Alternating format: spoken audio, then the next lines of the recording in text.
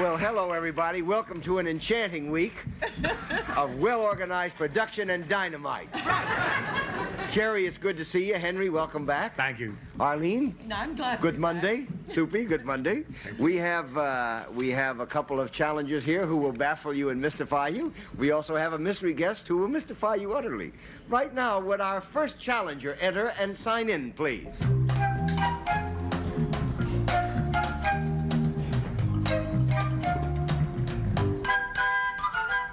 Pauline Bocon.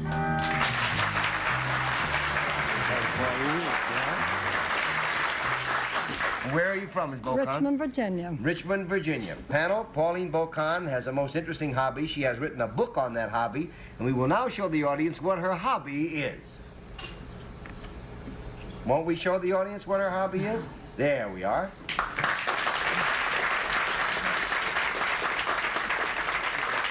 Now, for all you folks at home who probably are used to a certain kind of opening of the show, and you're used to music and pictures and all kinds of games to go on, let me tell you that where we are shooting this television show, we have this terrific staff. And what happened was we did this whole first part of the show already once today, and the machine didn't get it. So what happened was, when you folks weren't here, but we were for about an hour, we played the game, and the panel guessed what it was that Mrs. Bocon did, and we also pointed out that she had written a book, and the title of the book was, What's My Lion? There it is. That's the title of the book. And it got a bigger laugh the first time. It got a bigger laugh the first time, it did. But inside the book is still a lot of fun. Now, the best thing that's happened about it all, really, is that Pauline has brought her lion with her. The lion's name is what? Tuffy. Tuffy. And we met Tuffy once before, and that was really fun. And now we're going to meet him again so that you can see him. He's a terrific little lion. He'll be a old lion and by the time we get through. Big. Oh, he took his coat off.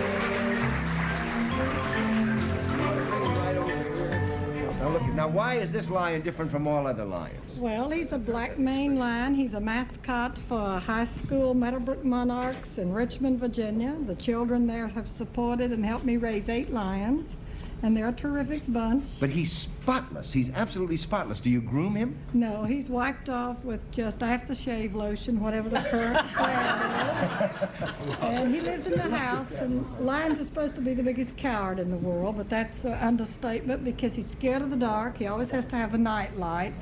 He's not too crazy about the light either, I don't think. And I think the worst fright he ever had was last Sunday in the station wagon. A butterfly got in the car, and he just had a... How old is he? He is 2 months, and 5 weeks ago he weighed 7 pounds. Now he weighs 18, so you see how fast they grow. How soon will you have to get rid of Well, him? next spring he'll weigh about 200, and he'll go back to the Biggs Animal promotion, supposedly where they'll use him for a movie and TV rental and such as that. Never in the zoo. He'll never be. He's grumbling. He's tired now. Okay, well then take him home then. Thank you for keeping him while they fix the machine, and thank you for being with us on What's My Line twice. Yes, please, thank you. Welcome back to Never a Dull Moment Productions. And now would our next challenger enter and sign in, please.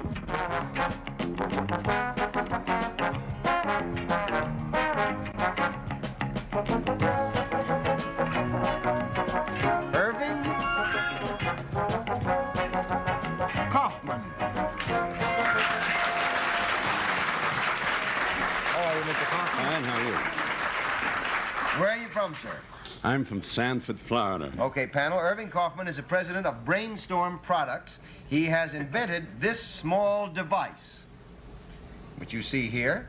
And Jennifer Wood is now going to distribute these among you so that you can hold them while you guess. While you are pondering, we will show the audience what this little device is. And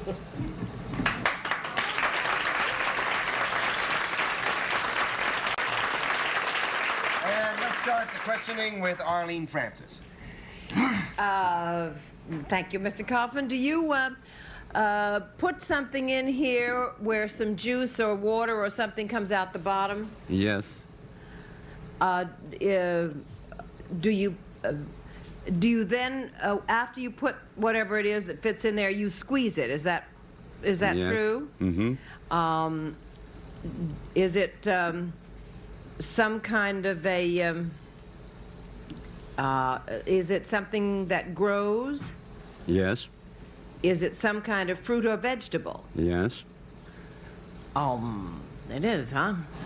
Let me see, what fruit do I know that goes in there? It can't be a watermelon. Is it something that is better without the juice, or is it that the juice is better without... Oh! Is it something you squeeze the juice of carrots or something like No. that? No. 1 down and 9 to go. Soupy. You took it a long way, Arlene. Yeah. she did. But it is some fruit or thing that's put in here and squeezed. Right. Would it be a lemon? Yes. It is a lemon Ah,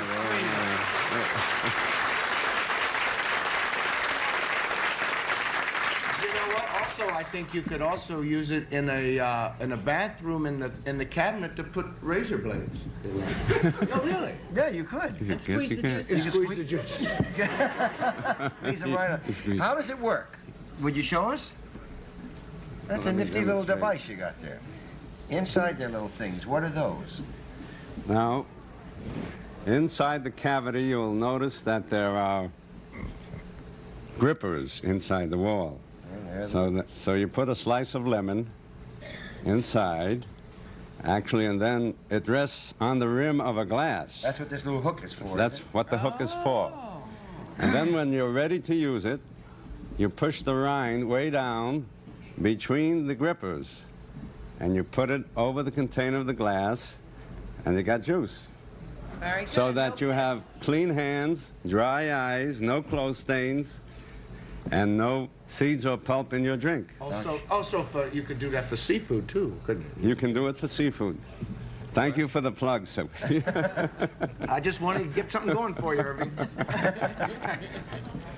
Okay, now where can you buy one of these, and how much are they? I am selling this through my own mail order, and they run 8 for $1, which includes the postage and handling. I'm looking for markets in novelty advertising through tea companies, restaurants, airlines, and Why did you many. happen to invent this? Well, usually I've been inventing for many years, and I got a pretty good rapport with our creator. He gives me these good ideas. Well, I think that's the least he can do. Panel, we're going to give you all a chance to test the lemon slice squeezer. Jennifer, would you bring out the glasses, please? And we're all going to have a little cup of tea, or a glass of tea. A glass of tea. We're going to have a glass of iced tea. Can I have a little squeeze of lemon, please? Thank you. You just put it right in there. do you? Right in there. Let me demonstrate again. You know what's terrific? You won't get any seeds in it if you Right. use this. And then you just squeeze it, do you? Look, I'm getting Very juice. good idea, because your hands are absolutely perfect afterwards. Look at That's that. funny, It my comes hands out. weren't perfect Now you turn it before. upside down and dump it in if you want to. Can't you? Yeah. Look. Oh, that works. That's right. You squeeze the ends and it comes out into your... Come on. Terrific. Well, here's to you, Mr. Kaufman. That's terrific. Thank you for being with Thank us you on very What's much. My Line. It's lovely. And we have a little time, so why don't we play a round of Who's Who? We get to do that if we want to. Okay, Lloyd, would you open the curtains, please? Here we have 4 people who have very generously offered to come up from our studio audience. One is a maintenance foreman, one is a mail handler, one a cashier, and one film animator. Now, your job, panel, is to hand out the card so that each person is holding the card which states his or her occupation. We'll start with Soupy, and you have 20 seconds, Soupy. Go.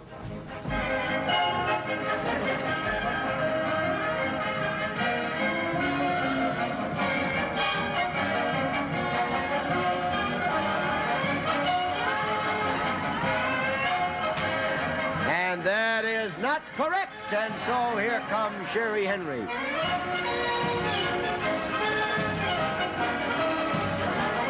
And that is not correct, and here comes Henry Morgan. He's got it all worked out. And that is correct.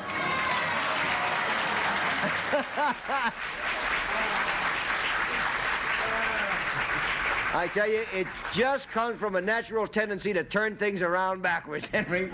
I just happen to know them all personally. I see. Well, we don't know them at all. Would you tell us who you are, please? My name is Frank Horncheck, Trenton, New Jersey, and I work for Fisher Body, Trenton. Okay, thank you, sir. Arthur Fonzo, Peekskill, New York. Okay. Christine Franklin, Okay. Pigeon Forge, Tennessee, and I'm cashier. Would you tell us your name again? Christine Franklin. Christine Franklin, okay? I'm Frank Santiago from New York, and I'm post office mail handler. Okay, wonderful. Thank you very much for being with us on What's My Line. We have a special gift for each of you, and you've won $50, and thank you for playing Who's Who on What's My Line. It was a lot of fun. Thank you. You have no idea how confusing it is over here with Sherrye Henry sitting right next to Henry Morgan and seeing Sherrye Henry on those two cards there. It's very puzzling. It's interesting, but Sherrye, listen, you're wearing one of those ties. Now, is that a new fashion for women now? Why not? I'm immediately defensive. No, I didn't mean it to be aggressive in any way. Well, actually, I've had men suggest that it was not such a good idea. So I buy another tie. Well, I think considering that everybody knows really what's going on, it's terrific. Would you like to borrow it or trade or... Yes, I would. Right now, though, I think we must push ahead. If everybody would put on their blindfolds, because it's time for the special feature of What's My Line, the appearance of our mystery guest. Are your blindfolds all in place, panel? Yes, sir. Would our mystery guest enter and sign in, please?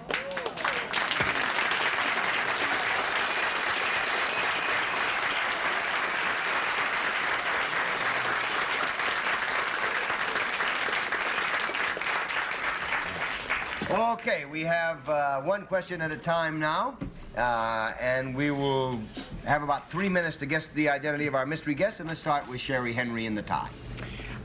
Mystery guest, would you be in the world of entertainment? Well, I am in this world, yes. Oh. Henry? Do you have a throat problem? I have a throat with problems from time to time, yes. Especially if I have a bit of hot curry. Arlene? He has a bit of hot curry. Are you an Indian? No. Are you known to audiences because of your work on television primarily? To the extent that I am known, that is the medium. Soupy? Have you ever written a best-selling book? I have written a book, yes. Sherrye? Are you known generally on talk shows? I am known on talk shows because I have such a pleasant voice. Henry? Are you Orson Bean? He is Orson. How in the name of holy...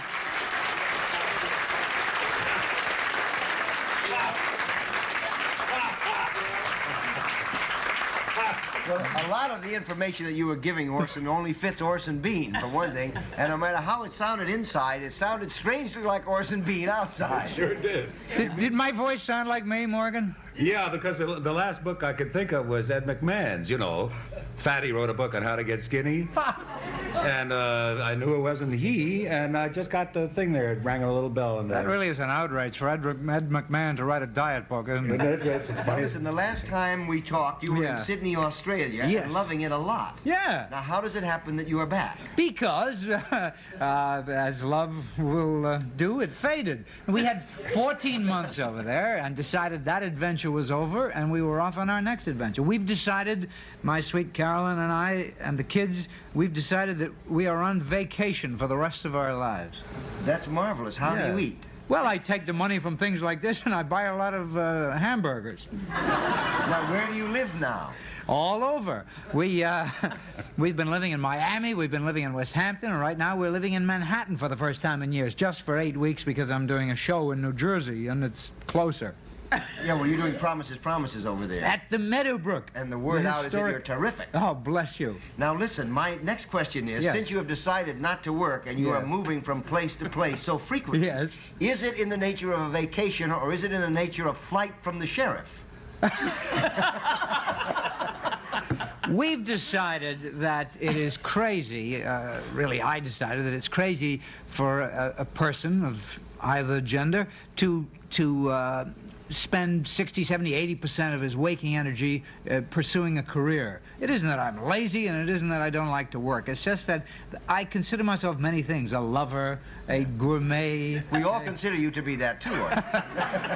And I just enjoy having more time to spend doing all these other things. Now, I'm not going to ask you about one of them, but how long does it take you to eat as a rule?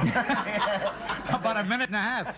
We have enough money to last the rest of our lives, provided we die a week from Thursday. You understand how? An old story, but an ever-refreshing one. Now, we've decided that it's a lot of fun to live lower off the hog. My wife goes into the A&P and checks the prices on things, you know, and decides which company will shaft her, you know. Now, when it gets cold, do you head south? Yeah, of course we do. Put a roof on the house. What is it that you're traveling in? I really came to get this free lemon slice. We've got a Volkswagen bus, and it moves around, and we took the middle seat out, and the kids walk around. Their heads don't even touch the roof, and they have a ball back there. How many of them are running around back 4. there? You have 4 of them? We have 4 kids, yes. Yes, it was... Do you write anymore? Oh, yes, I'm working very hard. My first book, Me and the Orgone, is out in paperback and doing very well. They made a huge printing of 225,000 copies, and it's in supermarkets and drugstores. I've read that. It's a marvelous book, Orson. Did you like it? Yes, I liked it very much. You walk into a supermarket and say, give me a pound of Orson Bean's book. Right, it's right next to the macaroni. And the new book is almost finished. And what is the new book on? It's an autobiographical book about the trip to Australia and the change of lifestyle and all the rest of it. What was it like down there? Because I don't think anybody knows.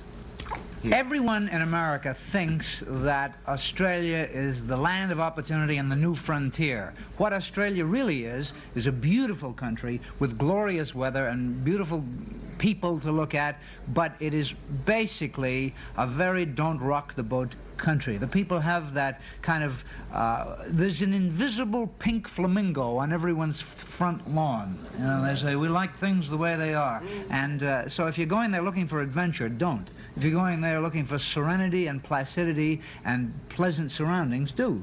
Now, do you look for which? Adventure. Yeah. So it was an adventure for us to go there. We went there looking for something, and we found it. And it wasn't Australia, so we came home. We're going to keep moving.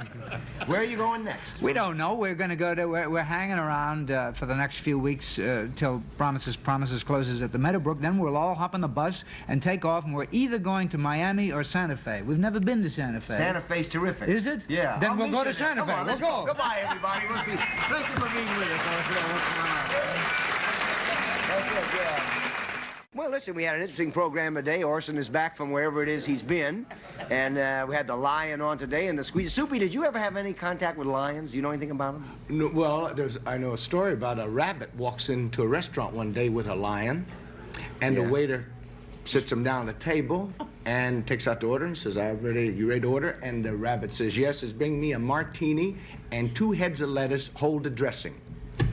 And the waiter says, what about your friend? And the rabbit said, nothing for him. And the waiter said, what's the matter? Ain't he hungry? And the rabbit says, if he's hungry, would I be here? Thank you, Soupy. Goodbye, everybody. We'll see you tomorrow.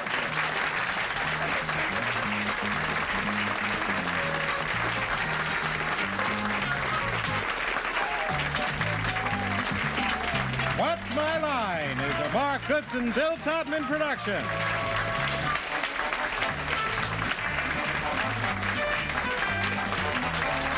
Miss Francis Gowns by Bonwit Teller.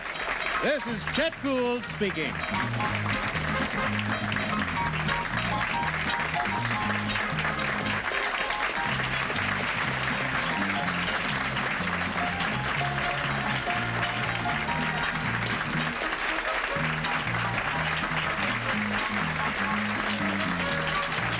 This program was recorded.